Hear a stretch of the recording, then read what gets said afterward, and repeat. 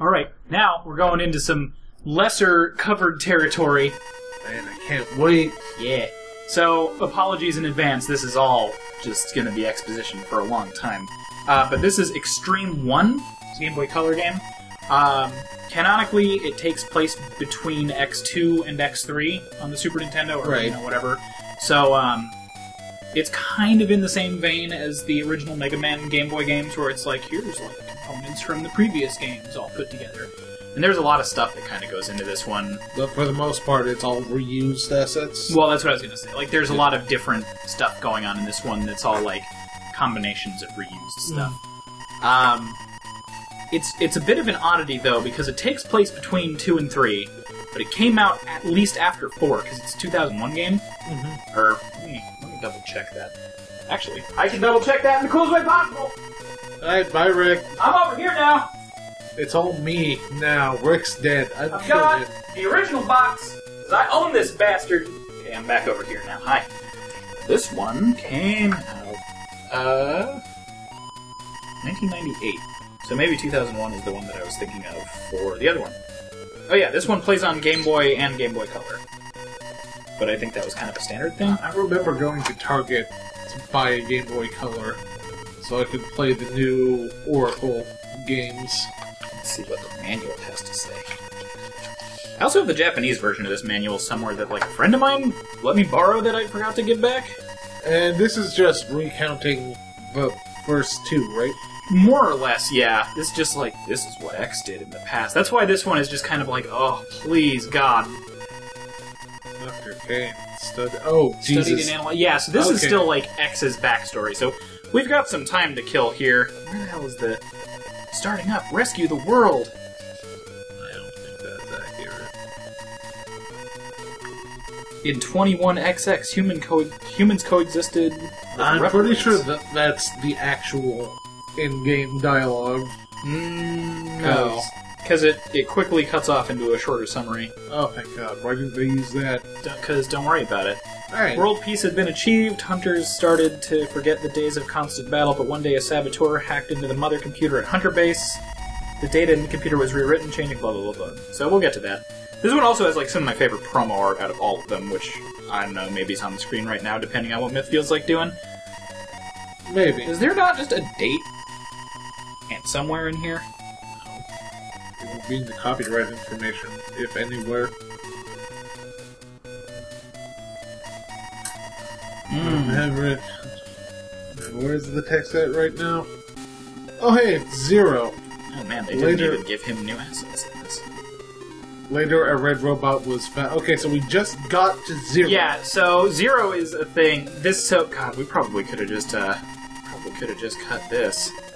Now that I think about it. Do you want to stop? No, it's okay. Don't even worry about it. I can cut it. Okay, so 1998. And yeah, so it pulls some stuff from, obviously, between X1 and 2, and... Yeah, it pulls stuff from X1 and 2. Nothing from X3. But it pulls some, like, animation cues and stuff from the PlayStation-era games, which you'll see, like, when X beams in, he does, like, the thing where, like... Pose. Yeah. So it's odd that, like, all of this is present. Also, man, is this game English. Just English as fuck. It's gonna be great. I am super excited to share that with everybody. After that, 0 never malfunctioned again. So because this is the this is like the pre-game one, because there's going to be more exposition after that, but that text you can like hold A to speed it up a little bit, so you go through it a little quicker. This, if you put in like any button inputs at all, it just skips right to the press start screen. So there is literally no way to skip through this. I guess now would be a good time to go into my handy dandy. I think we're almost to X1 now. Yes. And then the Mavericks kept increasing. Okay, so that's just the yeah. So it came out October 20th in 2000 for us in the U.S. Us. Jeez, that was. But 1998 for Japan. Guess so. Nippons. At least that's what it was licensed on the back of the box. Instead of coloring X in the main illustration, like he was done on a cell, I used Painter when I was trying to give the whole image. Thank There we go. God. Okay. Oh, because there's going to be more exposition after this, isn't there? Not by a lot, though, and it's broken up with actual gameplay now. So, All right, Mega Man Extreme, woo! Everybody get excited! It's the most extreme one with the most extreme text! But yeah, so this one has some neat stuff in it. You saw hard mode there, which we're not going to be playing. The regular mode, which, like, I should be starting off a new game right now if I'm remembering what I did correctly, is you fight 4 bosses and get half of the story. Then you go into hard mode and go through the second half of the story. Then you get an extreme mode that's all of them with no exposition whatsoever. That's just like kind of a regular game, right? Which is kind of neat. And then by doing that, you get like the whole story. Extreme 2, which we'll cover eventually, does something similar but a little bit better, and it's more original versus like it's Central Highway from X1. So it's like, okay, clearly we're just going full Mega Man Game Boy here and just like taking shit, which you'd think after Mega Man 5, Mega Man V or whatever you want to call it, they'd have learned at least a little bit to not do that way, but whatever. It's still fun. I really like this. So, like I said, this one I actually have the box for because I actually have this one. And this was my car trip game. Right. Like, this one I just played the absolute shit out of. I probably finished Extreme Mode, which is the do everything all at the same time mode. Jesus, like 10 times. Granted, that was years ago, and in recent times, the only practice I had on it was the re-release on 3DS, which you guys should get, like this in Extreme 2, and Mega Man 5. If you're gonna, or the Game Boy 5 with the Star Droids. Those are my personal suggestions for Virtual Console for everybody, because everyone's played the original 6 ones in some capacity, but those are the harder ones to get that are really, really fun. So, go buy those. But yeah, for the most part, this is just, if you played the Super Nintendo opening level, you played this. We've got these autosave bars, so instead of having to deal with a password screen in this, it's actually got a save function, which is pretty miraculous considering the fact... Vile has the right name. Yeah, so that's his Japanese name, which again is just English all over the place. It's not translated super well. You could tell that like a secondary team kind of worked on this one. Probably while they were working on other PlayStation-related stuff. In this fight, you have to actually kill him? Yeah, you actually beat him, but in this one, unlike all of my complaints with Maverick Hunter X, the PSP remake of the first one, it actually makes sense in this one. Because this is basically, which we're going to find it out in a second, you're fighting against, like, past data in the computer or whatever, so X isn't, like, brand new or anything. He's already got 2 missions under his belt. He's already beat Vile, Avenged Zero, Reassembled Zero, and all that. So... it actually all kind of fits together in, the makeshift timeline, like the deep, intricate plot so far. While we're pretty well holding on that thing, for this take of the commentary, when the other games were just re-recording them to get the footage, and for Extreme 1, we're just using the footage from the last commentary, so if you see us pause on a dialogue box, it's because we were discussing something and got distracted. Yeah, that's a good point. Okay. Yeah, so this one will also be kind of weird where it's, if you're watching version A and version B, you're getting the exact same visual content out of both, so really it's just a matter of, like, the audio track you're interested in, which, probably could have mentioned that, like, at the start, but, Whatever. This is the one where you want to be reading the dialogue, ideally, so... Yeah, the story in this one is confusing as balls. It's Spoilers. It's okay. It's great. I like the story in Extreme 2 better as far as the 2 portable ones go. It's just confusing. Yeah. Some might call it bad, but... Like me, I like the Game Boy sprites for X and Zero. They did a really good job of down-resing them. No, yeah, absolutely. I actually really like the Game Boy treatment overall on these. Like, I feel like it was just a good job overall. Also, we got this motherfucker, named after a antiquated music type. Yeah. MIDI. Yeah, MIDI. I got. Are you sure? No. You want me to spell it out for you a little bit? Please do. M-I... No, it was just on the screen. You can't even do that. But yeah, so basically he's tech support. He's Maverick IT, or Maverick Hunter IT. So, like, we haven't met Alia yet, so... Correct. Technically, I don't think Alia was around at this point, just at all. She was X5.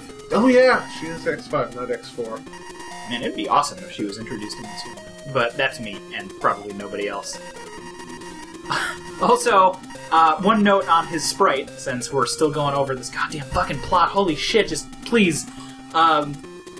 The black line on his eye looks like he's side-eyeing over at Zero for whatever reason. Yeah, but the it's side like, of it... Oh, well, it's now gone it's now. gone. The side of his safety helmet looks like a pupil, but his pupils are the same color as his armor. Yeah, and, his single color, which is kind of neat. He's got white in there. Single color. White's a color. No, it's not. But also all those reused icons. I like that it previews, like, the boss select screen as if, like, look, I get it, like, storyline and everything, but Jesus, like, we can speed it up a little bit. Alright, let's recap. Someone fucked with the computer or something. Okay, yeah, so basically the plot so far is the central computer of Maverick Hunter HQ has been hacked into and someone is resurrecting past data. So basically, like, all of the battle memories or, like, IC chips, or whatever the fuck you want to call it, for, like, the previous Mavericks, which is basically just their way of lampshading, we're gonna have you refight the same bosses over again. And X needs to, like, Tron himself into the central computer to stop the past data and kind of use that to counteract the hacking and figure out what's going on. Which, on its own, is fine, plot-wise, because, I mean, we do that in X4 and a couple other times. Cyberspace is a regular thing in these. It actually comes up in Mega Man 10, too, and 0, and it comes up a lot. Later on, though, it's going to have a very confusing component that's just like, wait a minute, where even am I right now? What is real life? It honestly makes me wonder if the cyberspace thing was actually there in the original script. It is. Alright, so this is one of the ones that had, or actually most of the X games have some, well, most of the Mega Man games in general have some kind of a subtitle in Japan. Mm-hmm. So, like, Battle of the Century, shit like that. It's almost like, anime episodes and stuff like that. The Game Boy Color ones, so Extreme 1 and Extreme 2, are the ones that are easiest outside of X8, which actually got its subtitle in English, which we'll go over that again then.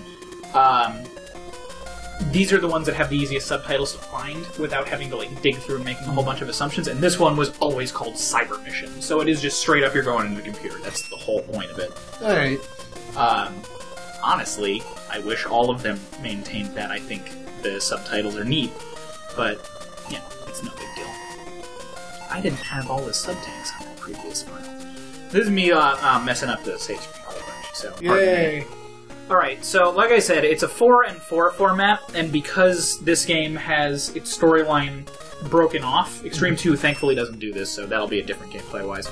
I need to do the first chunk of 4, and then the second chunk of 4. Which means you're gonna see the intro stage 2 times in this game. And, spoilers, the final stages. Yeah, the Fortress stages are gonna come back twice, too. So, I like a lot of the ways that they simplified the stages for Game Boyization, or whatever you want to call it. You don't go as high, certain things are moved around, so that would be a hard tank normally in the Super Nintendo version. It's a sub-tank here. It's just neat overall, I think. Like, you start to notice little bits and pieces that are different, but it's still the same stage, which I don't mind. Like, it's kind of lazy and kind of not at the same time. Yeah. Like, obviously the work was there to optimize it, but then, at the same time, it's just like, God, just do something else. And ahead of time, Extreme 2 does do that. So, this one, I think, was a little bit more of an experimental piece. I think I picked up a heart tank in there. I wasn't looking at my health bar, so maybe I got a thing just then. You can go into it, so I'm almost 100% positive you did.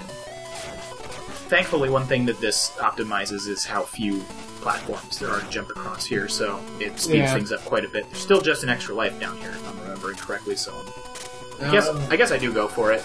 I mean, we don't record this commentary track with game audio, so we can't hear it, but you're probably noticing that the music is really cutting out. Okay, so one of the anti-optimization points, and again, thank God, this is something that changes in Extreme 2, is when X is charging, that basically takes up the whole sound channel, so like half of the music track gets removed.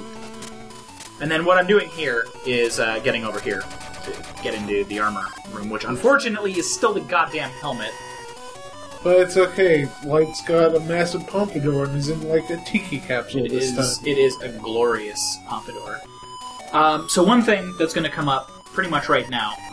First of all, I love these. These are where the English things really shine, in my opinion. He always ends with like a little positivity quote sort of thing, or like inspirational quote, I guess is the way to put it. And they're always just kind of like slightly off. They're like fortune cookies. Yeah, a little bit. They're like, this is fine, but something about it is weird. Don't hold back. Crush them all. That's the positivity one here, so it'll come up better in other capsules. Crush them all. It's not positive. So you'll notice that I didn't actually get a new helmet. That's because the Game Boy, I'm assuming, the Game Boy wouldn't have been able to handle that many sprite changes and variations and stuff like that. So the way this works is I have the function, showing it off right now, and how shitty the helmet works in this, which big surprise, because this is still one of the worst helmets in the series. They didn't really change the armor up much in this one. Oh, that's right. You start off with the dash in this one, which is really nice. But you get all 4 armor parts, and then your sprite changes. So you have all of the functions that it's giving you, it just doesn't visually show up until later on. Oh, wait, you get a different upgrade then for the legs, since you I think you get the air dash in this one, if I'm remembering. Or I thought it made it so you could vault. Oh, that's right. You get the... So...